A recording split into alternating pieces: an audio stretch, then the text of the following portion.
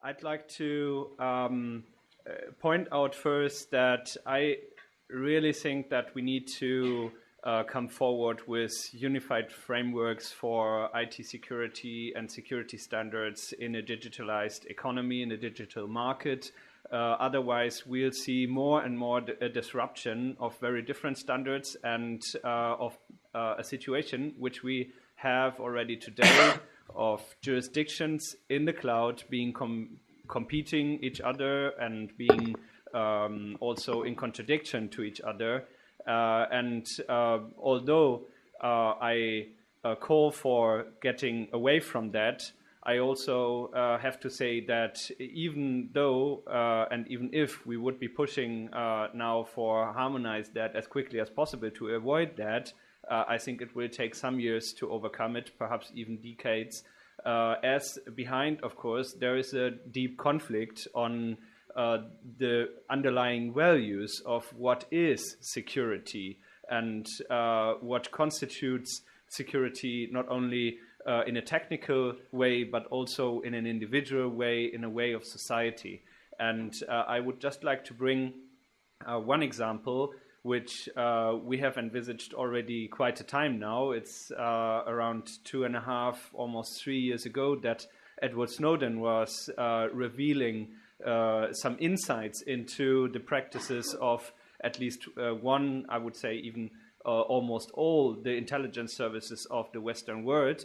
And one intriguing issue in his documents, or in the documents which were published then by journalists, is that obviously there's technology used by huge important infrastructure providers in the European Union, in the United States, and elsewhere in our digital market, which have no control about essential elements of their infrastructure. Meaning, for example, telecommunications providers who have to rely on some infrastructure elements, essential technical elements produced partially in China, for example, where it is almost impossible, if not completely impossible, for them to check, for example, the source of the hardware installed or the source of the software elements installed in that system. And that creates not only a problem for these providers and for the companies who might be acting on their systems and on their infrastructure, but that's also a huge problem for individuals and for society as a whole.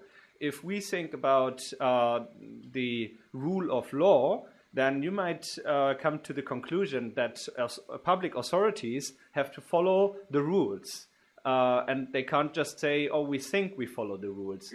So if they install, for example, hardware or software which they can't control, which they can't oversee, then the rule of law is not fulfilled. It's a problem which we have. And if we don't make sure as regulators that there is a possibility at least to also get into the security standards to assure that security standards are really enforced and that they are respected, not only here inside our own market in the European Union, in the member states, but also when producers, for example, come on this market from the outside and provide for essential technology, that these standards are there.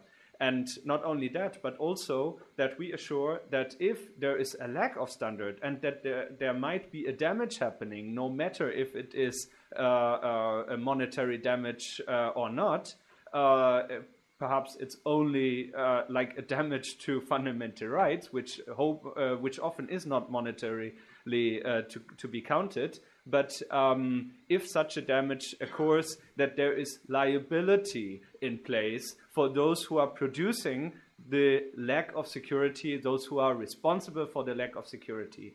Unfortunately, one of those problems which I just lined out, we have solved, but many others we haven't solved. What we have solved is that in sensitive infrastructure, there is now a higher level of security across the European Union with the Commission's proposal for the Network and Information Security Directive, which we have agreed on now in the course of a trialogue and which will be adopted also soon and then implemented. We have tackled that point.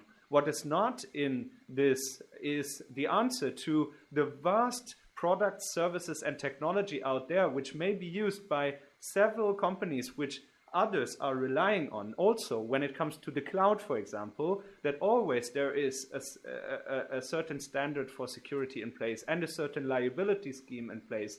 That's not solved yet. And I think we need to get to that, and we need to therefore present further regulation to provide a trustful environment. And then last but not least, I don't know how my time is.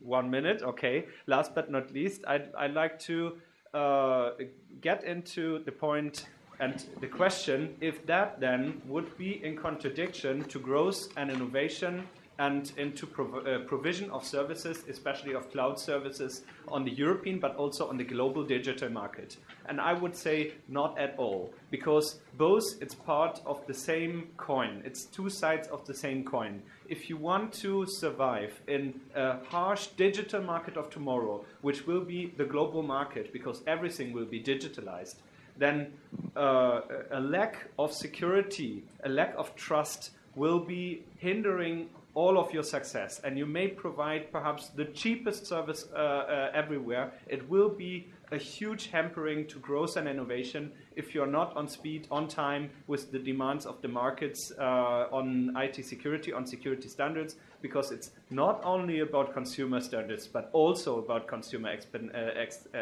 expectation. But it is also, of course, about the trust of companies, of authorities, of their need to assure that things are secure. Thank you very much.